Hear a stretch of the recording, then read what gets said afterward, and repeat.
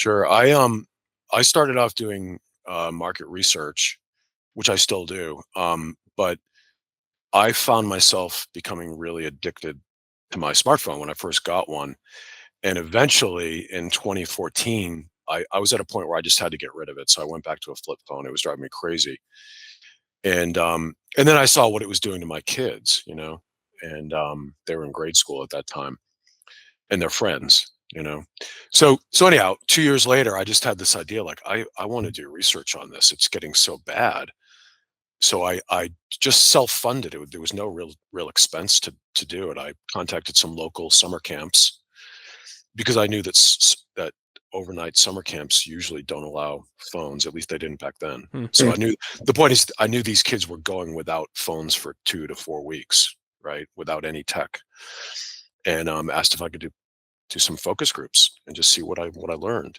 And I did, I think 9 to 12 that summer at two different camps, and these were junior high kids, and what I found was jaw dropping. It was just shocking what I learned, and it was shocking because it went against the conventional wisdom. So I knew I was onto something, and we can get into that. But basically, from that point, I started um, presenting my findings at different conferences, and then that would lead to people wanting to do more research. So I would partner with different groups to do research, and we'd start to drill down on certain areas, and I just kept doing more research, more studies, and then I started speaking a lot, and then people started paying me to speak, and it went from there. And then initially I focused on kids, and then I've done some research with like teachers and school administrators, and then I started to look at corporations and the effect on the workplace. So that became like a new avenue of research. And I developed a bunch of different talks based on the research. I could basically, take my findings and reframe them for different audiences. So I Hmm. ended up speaking to a diversity of audiences about the issue and how to address it. So that's how I got into it. You said you mentioned conventional wisdom. So, what was the conventional wisdom at the time that you were going through?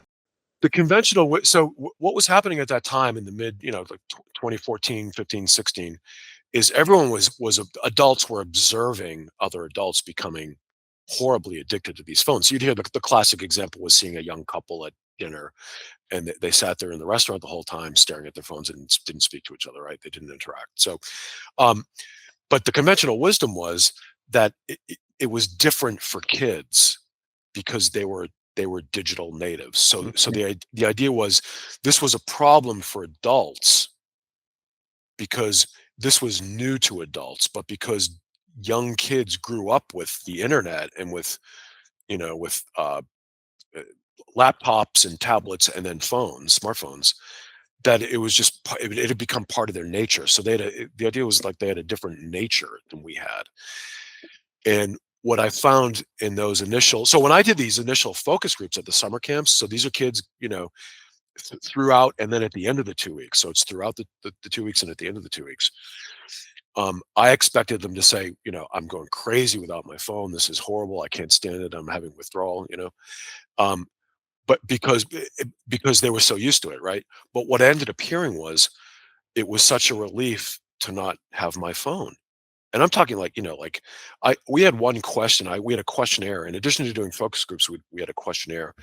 It was something like 90% of these kids said, I asked a question like, would you say you were, you know, more happy or more sad to not have your phone? 90% said they were happier without their phone while they were at camp. It was a good thing, and they were glad they didn't have their phone. 90%. That's a huge number.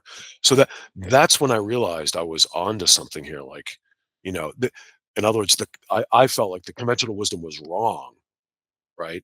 And there's a fundamental human nature that's being violated by these kids. They're no different than the adults.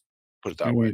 Mhm. Mm. So that's when I really felt like, we have a problem here. It's really degrading people's lives. And that's when I really started doing, deep research. So we started doing national surveys and partnering with groups to do that. I did research with college students uh, on camping trips with no access to tech, things like that. Were those results different than the ones with the kids, the college students?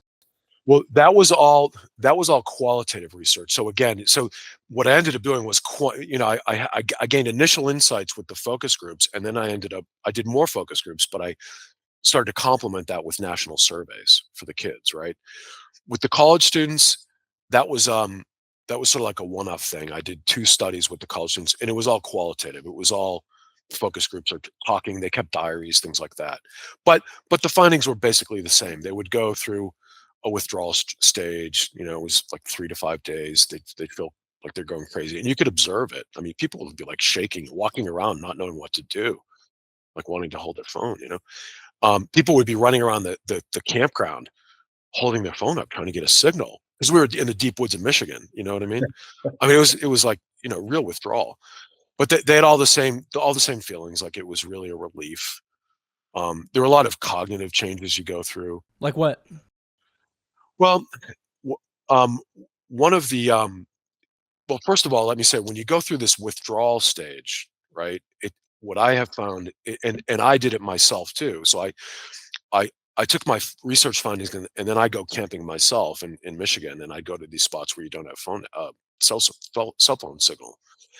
So I documented this in myself, and I pulled all this research together. So it's really like 3 to 5 days that people take to migrate, right, Okay. to a brand new state of mind. So when you arrive at the site where you're going to go through this detox, you're in a state of what I would call tech saturation. Your mind is saturated with technology. You're used to basically being continuously online, put it that way, right? And is that indicative of when you say being online, almost being connected with so many people at the same time, or just purely the screen and the content that could come from it? But I would say both. It's in other words, when I say continuously connected, your mind is saturated. It's knowing the phone is there and checking it constantly, right? And whether when you check it, whether you're checking text messages or messages from a message app, or social media, or news, or whatever it is, right? Watching videos, but it's this idea of being continuously tethered to your phone, like, your mind is seamlessly. It's been incorporated into your moment to moment psychology as a component of your mind, right? And over 3 to 5 days, you go through, literally migrate or transform, and you end up in a new state of mind where you're free from that. It's like breaking any other addiction. Suddenly you're free. Your mind is free, and you look back and you compare how you feel now with how you felt before, and you realize, like, there's something really wrong. You feel like you're being restored. You feel like Mm.